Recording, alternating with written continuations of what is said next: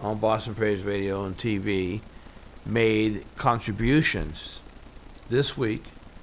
Some blessed people made contributions to and for our radio and TV station. And every contribution that comes into the station helps us to keep the lights on. Let me say it again. Every contribution that comes into the station helps us to keep the lights on and pay the bills. If we were just an internet radio station, our bills and responsibilities would be much smaller than they are now. But when you add the FM signal and you have to conform to all the FCC rules regarding licenses and antennas and renting space to put the antenna, all of this causes us to have to raise and have additional money in order for us to stay on the air.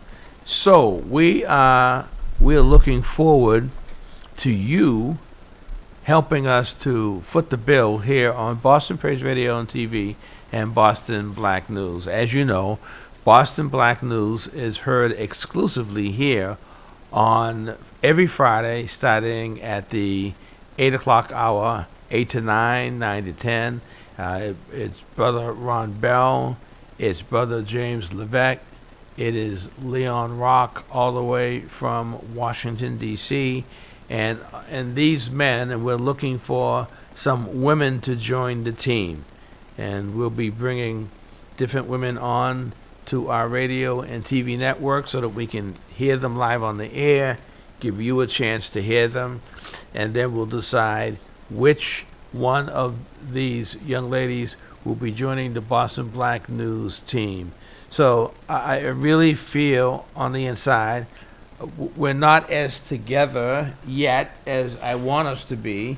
We don't have it all together. I was saying somebody wants to have an event here at the church, and I was talking to them last night, and I said, it's one thing for us to do Boston Praise Radio and TV downstairs in the studio, but when you go up to the main sanctuary of the church and you do the same thing, it's more challenging, let's say, because we're not in the studio.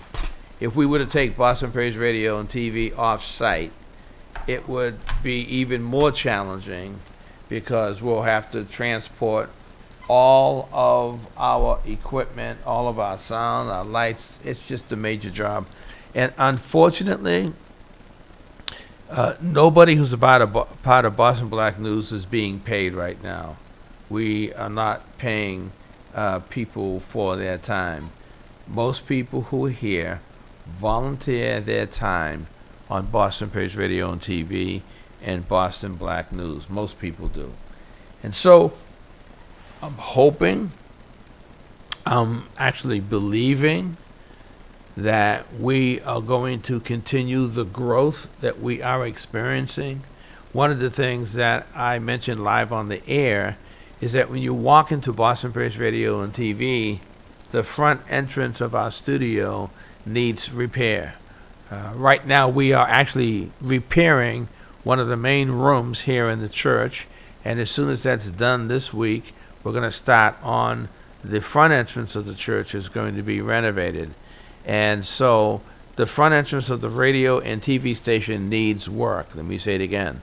The front entrance of the radio and TV station needs some work. I do not know how much it will cost to have it renovated. We haven't brought any people in to have that conversation with them, but it needs repair.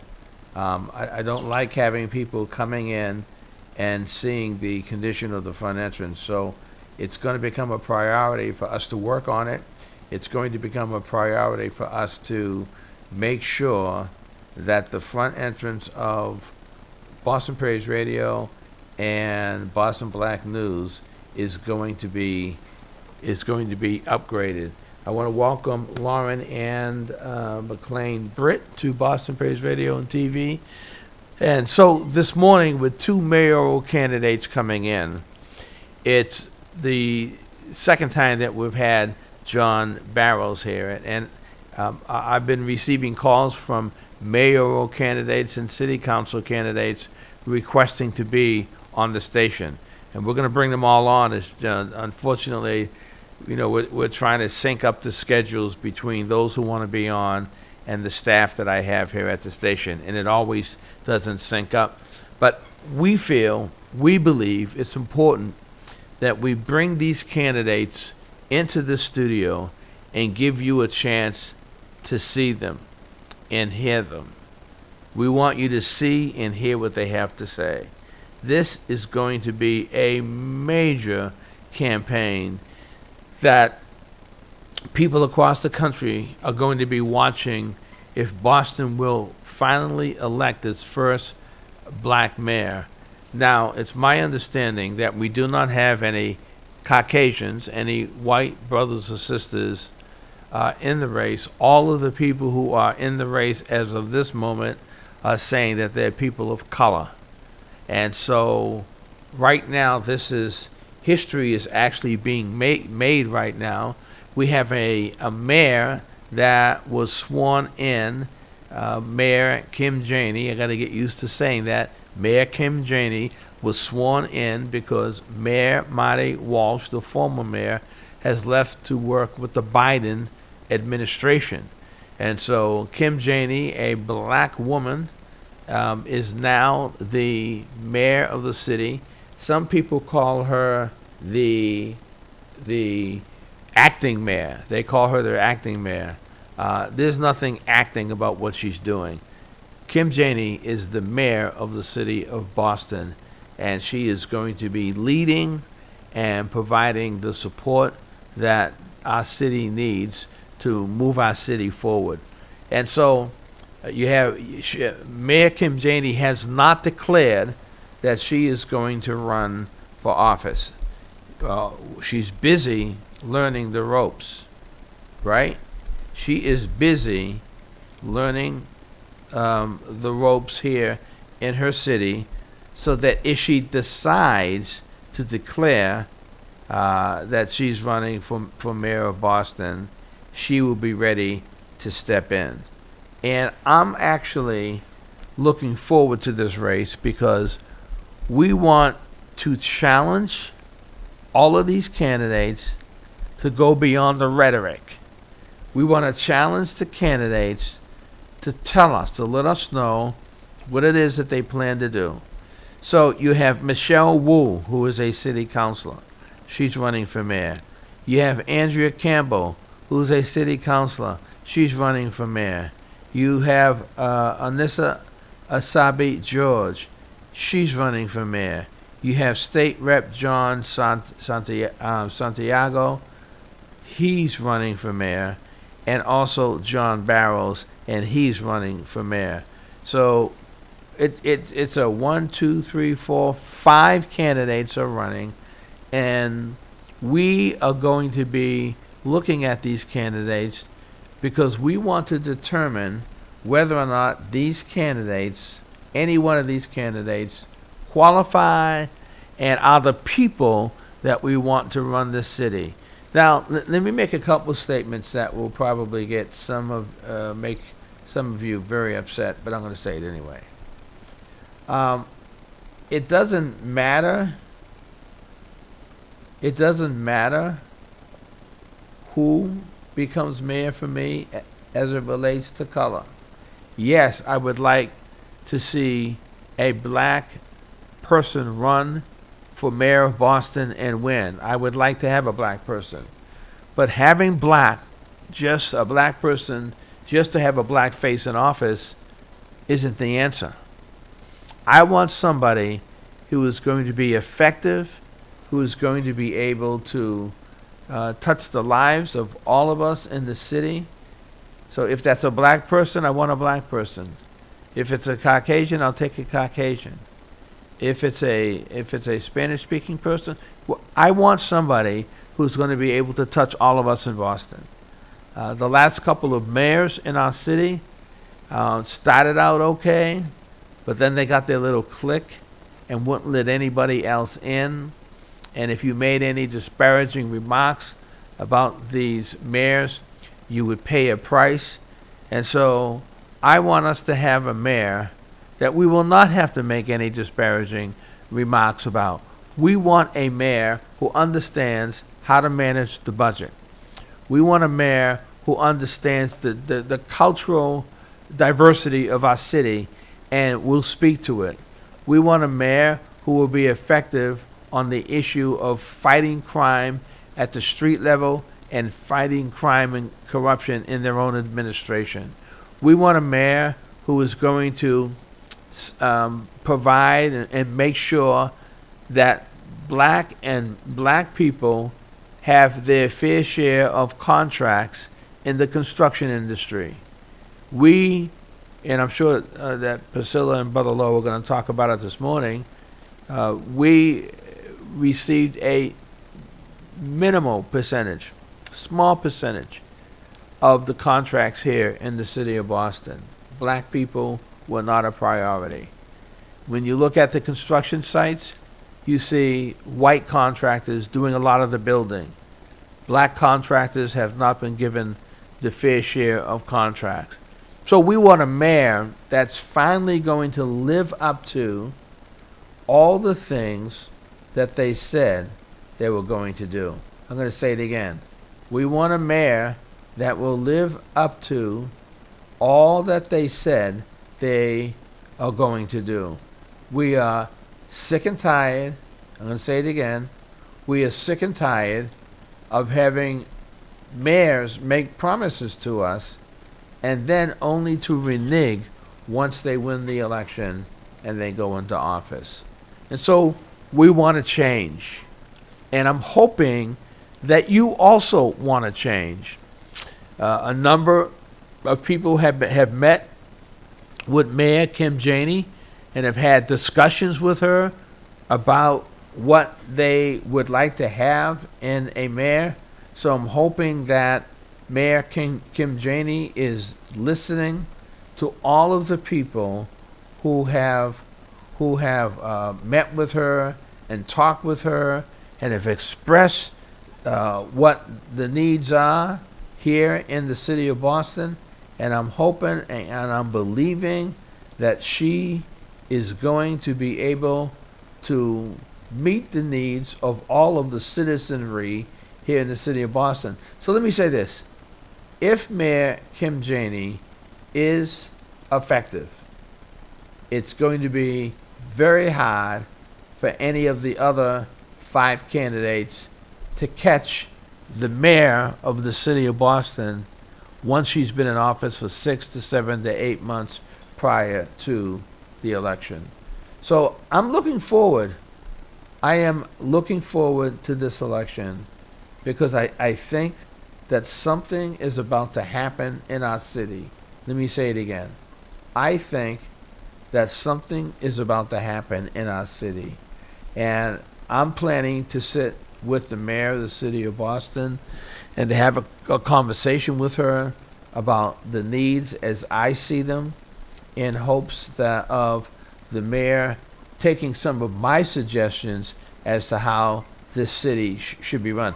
One of the reasons why so many people make a decision to run for an office is because the candidates, when they were running for office, made certain campaign pledges. They did. Then, once they walked into office, they changed their positions. Once they became mayor of the city of Boston, they were no longer attentive to all of us who were speaking with them, who voted for them. One of the worst things that can happen is that you vote for a mayor, that mayor goes and wins the office, and once they're in the office, they change their position. That is so frustrating. They no longer pick up the phone and respond to you. They only respond to people who say yes to them. They no longer will respond to people who challenge them.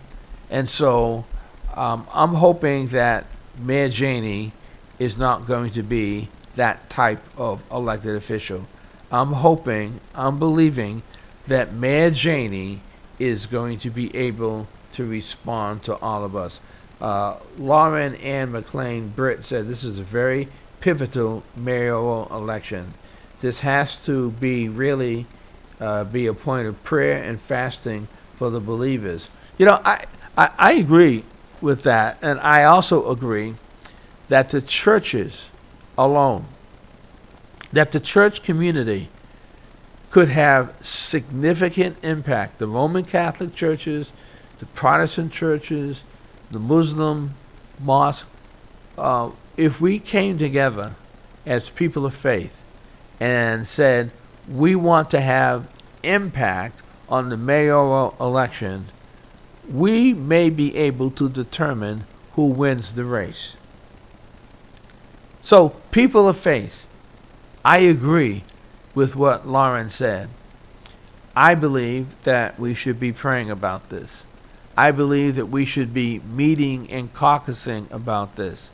I believe that we should develop a religious coalition of people coming together and educating their congregations as to who these candidates are and also who they think could win this race. And so I'm gearing up. I'm starting to study these various candidates. I'm going to read up on their platforms. I'm going to have conversations with them. Right now, I am interested in having a conversation with Andrea Campbell because she asked if I would do that, and my response is yes. Michelle Wu wants to have a conversation with me, so I'm going to have that conversation.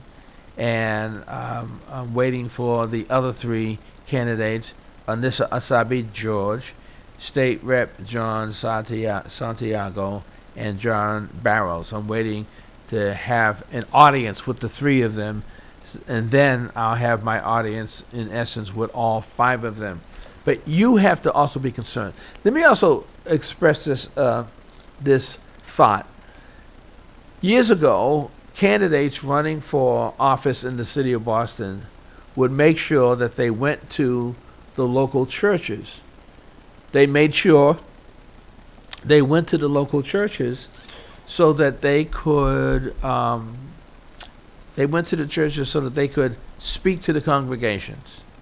And I think that that's one of the correct things to do.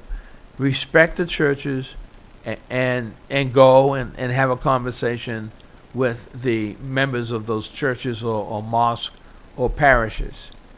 But what's different now that we didn't experience years ago is that many of the members in these local churches no longer live in Boston.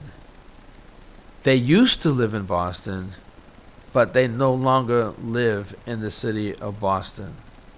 And so my concern is that the elected officials will come in thinking that everybody in that church is from the local community.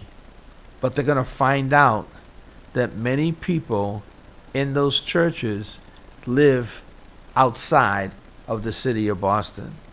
In some churches, half of the people no longer live in the city of Boston. Half of those people no longer live in the community.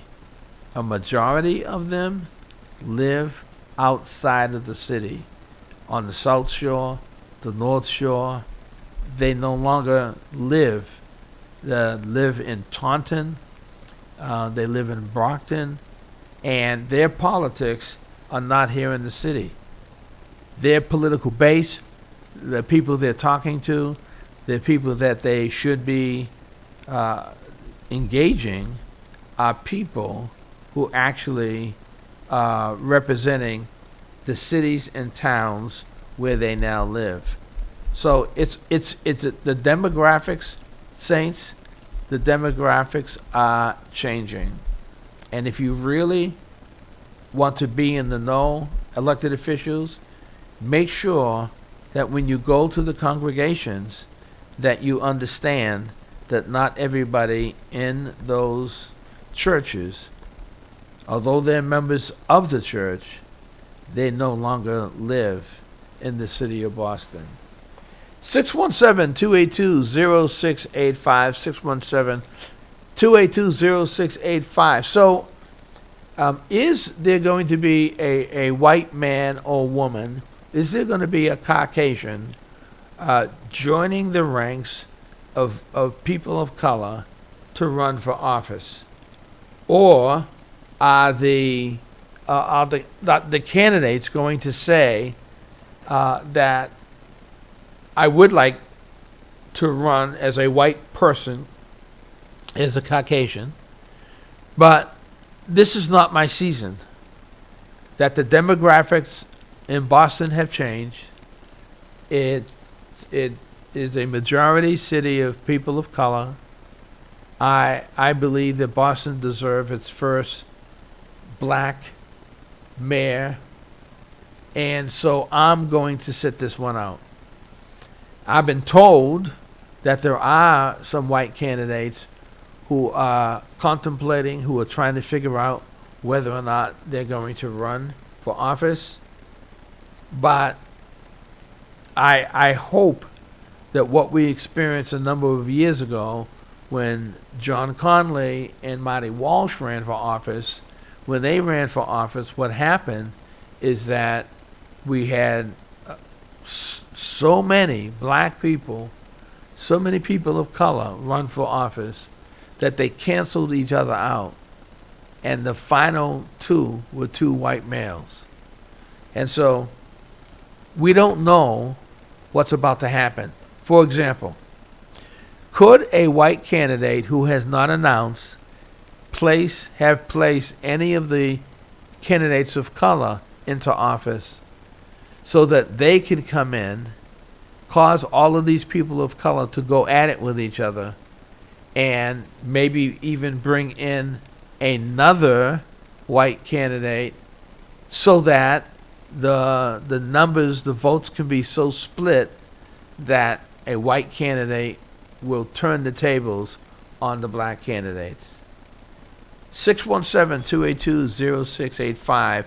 Are you voting in the mayoral election? That's the first question.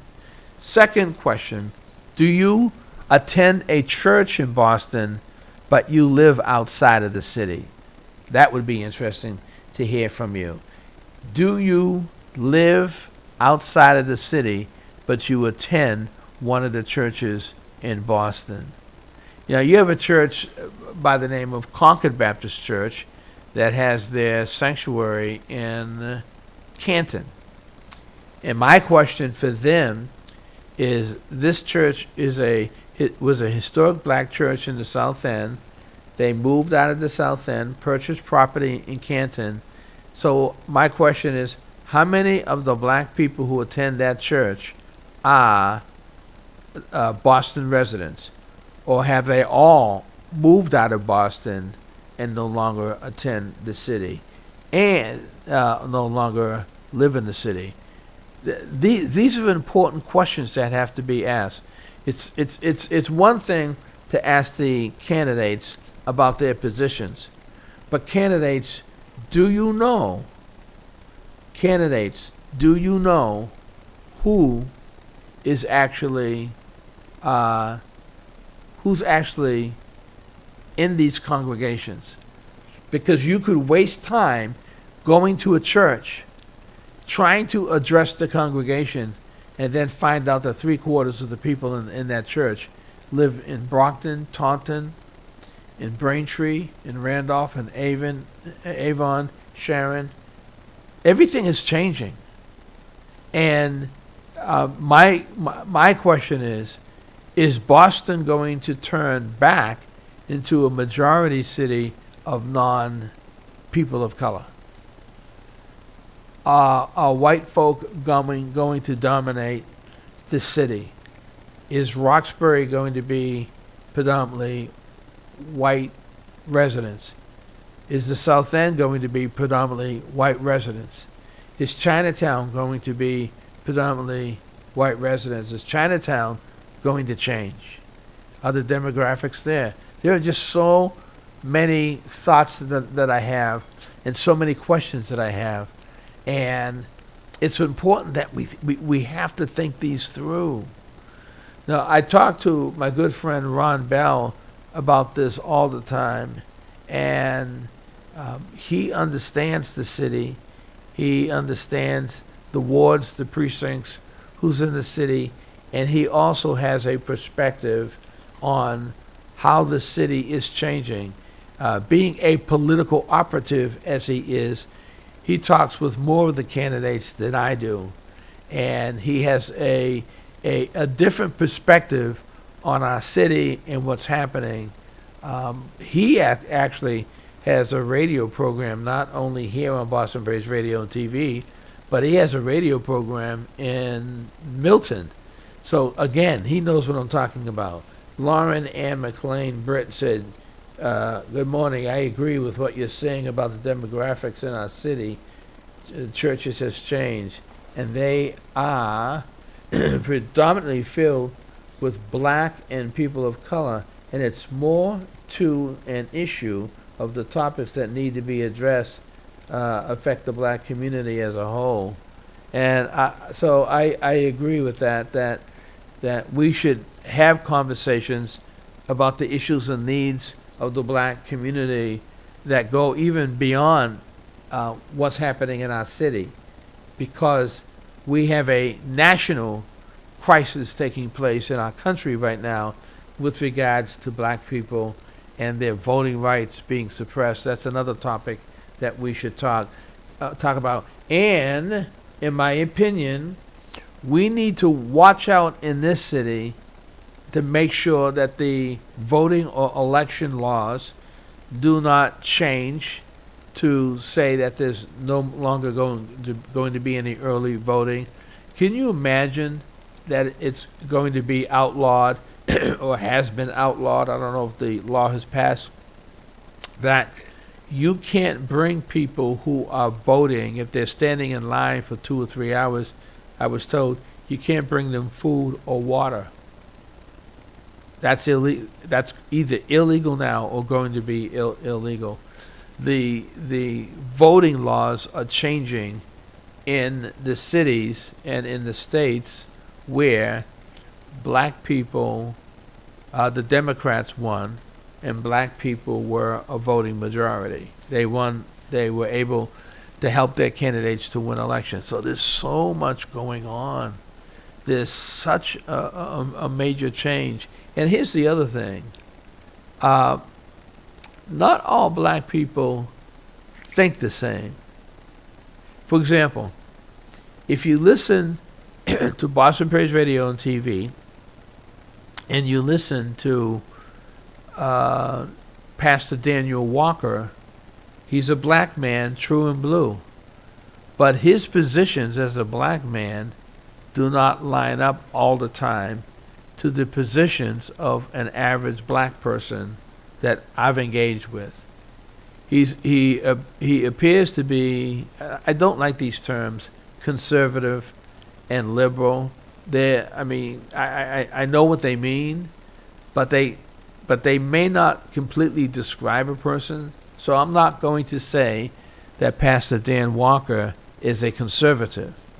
I will say that his position, let's say his position on Donald Trump is different than my position.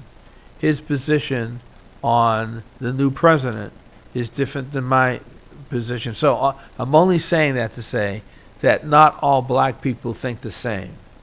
So if a candidate thinks that they can come into a church and articulate their positions and think that they understand the mindset of the black people that they're speaking with, again, we're not all monolithic. We do not all think the same. So candidates need to know the congregation that they're in. They need to know and understand what the political posture is of the people in that particular church. And 3, they need to ask, if I was running for office and I came into a church, and if the pastor gave me an opportunity to speak, I would ask the question, how many members of this church live in this neighborhood. And I would say about our church, we used to be a neighborhood church. But we are not a neighborhood church right now. We're a church of men and women who come to this church from different parts of the state. When I was younger and I was attending 12th Baptist Church in Roxbury, I knew one member who would fly in from New York to be at 12th Baptist Church. I knew members who would travel from New Hampshire to come to 12th Baptist Church. So 12th Baptist Church was filled with neighborhood people, but it also had many people who were from out of the city who traveled in just to be a part of the church. And so things are changing. The candidates who are running for office need to understand that. The candidates, campaign managers need to understand that. That means that candidates have to go knocking on people's doors, standing at the Stop and Shop or Stars, going to the churches, will not do it because not all of those people going shopping on Saturdays in certain neighborhoods actually live in those neighborhoods. They might be shopping with a family member who still lives in that neighborhood, but they do not. So know who you're speaking to. Understand who they are, where they live, understand the demographics in our city. It is changing. So a question I would ask you is, do you think that Michelle Wu is going to be an attractive candidate to black folk in Boston? Has Michelle Wu addressed any of the black-related concerns that Siddiqui Cambone, that Ron Bell, that James Hill, that Jamal Crawford, that all of us have been talking about? Has Michelle Wu embraced those concerns and those issues? Also, has John Barrows been effective in his position? Has John Barrows been effective when he was the economic development chief? He was the former economic development chief for the city of Boston. That means that as it relates to the contracts that were given to white contractors over against black contractors, the question is, does that fall at the feet of John Barrows, because he was the economic development officer for the full term that Marty Walsh. Many people blame Marty Walsh for why black contractors were not and still are not receiving their fair share of contracts. But John Barrows worked for Marty Walsh, so and he was the economic development chief. Does it fall at his doorstep? And that's going to hound him throughout his campaign. Why didn't he do more? Or did he try? John Santiago, who's running for office, they say he's a very effective state representative, and he also happens to be a medical doctor. So what we derive from that is that he's a bright man and he serves in a state position. Because he's an elected official, one could look at the bills that he proposed and look at the bills that have or have not passed to determine whether or not he's been effective. Because there are elected officials that look good, are very articulate, and during election time, they'll start knocking on doors. But they have no relationship with the black community at all. And they're senators and state reps. What's up with that? We need to call the candidates out who are running for mayor who are presently in office based on their record. Anissa Asabi George, she has concluded that she is a person of color. I'm not going to touch that right now, but we do need to examine Anissa Asabi George to determine whether or not she has a claim to be a person of color. And we need to check with her voting record as a city councilor. Did she pass the budget? Did she support the mayor's budget? Did she pass any city ordinances that affected black people? That's important for us to assess with her. Michelle Wu, same question, and the same question for Andrea Campbell. Was Andrea Campbell, in the years that she was a city councilor, was she relating and effective in addressing the concerns that we had and still have as black people? Again, when people run for office, all of a sudden, it's like the scales come off of their eyes. All of a sudden, they can see clearer when they're running for office. But when they're in office and you knock on their doors, and one would say to the 1, 2, 3 city councils who are running, what was your position on Nubian Square, the changing of the name? What was your position on the issues that Mamleo brought to the city council? Did you stand with Mamleo on all of the issues that they brought you regarding black and brown police officers? There are just so many questions you can ask. And if the response is a resounding no, then you can conclude that we are not voting, we are not going to mobilize to vote for a candidate who was not effective, would not listen to a thing that we had to say. This changing of the name of Faneuil Hall, it's another issue. It may not be the number one issue for black and brown people in Boston, but it's one of the many issues. And I believe the name should be changed. And I believe there should be more black vendors in Quincy Market in that area. And I want to know what sitting city councilor was able to bring the ball down the court to help the group that is trying to change the name be successful in achieving their goal. Again, be careful. Yes, listen to what the candidates are saying now. But remember, what they're saying now, they're saying because they're running for office, and they're going to try to keep you off step. They're going to respond to your questions based on what they perceive you want them to say. They're going to study you. They're going to study the neighborhoods. They're going to study the issues. And all of a sudden, they're now going to be in favor of many of the concerns that we brought to them that they did not respond to. All of a sudden, they're going to change. Leon Rock says, great, thoughtful questions past the wall about the candidates who are running for mayor.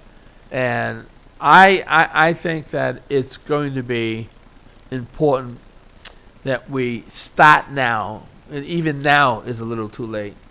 I understand that there are some groups meeting now who are creating questions that they're going to pose to the candidates.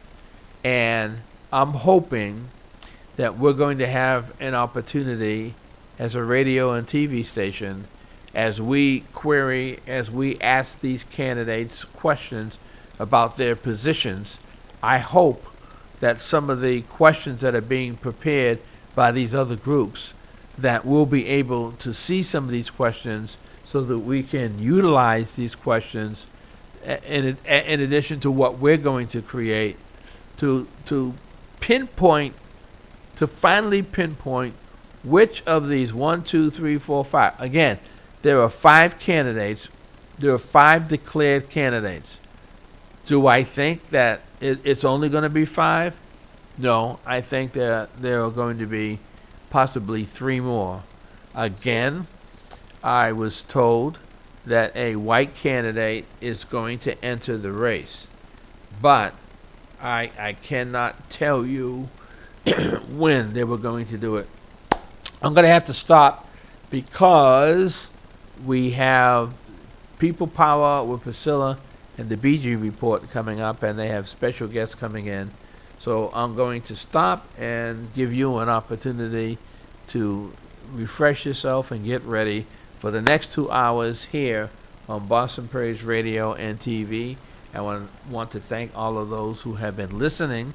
I am only getting started on addressing these issues, and I'm hoping that you will stay with us as we prepare for Boston Praise Radio and TV and Boston Black News right here on Boston Praise Radio and TV. Again, coming up at 9 will be the BG Report on Boston Praise Radio and TV.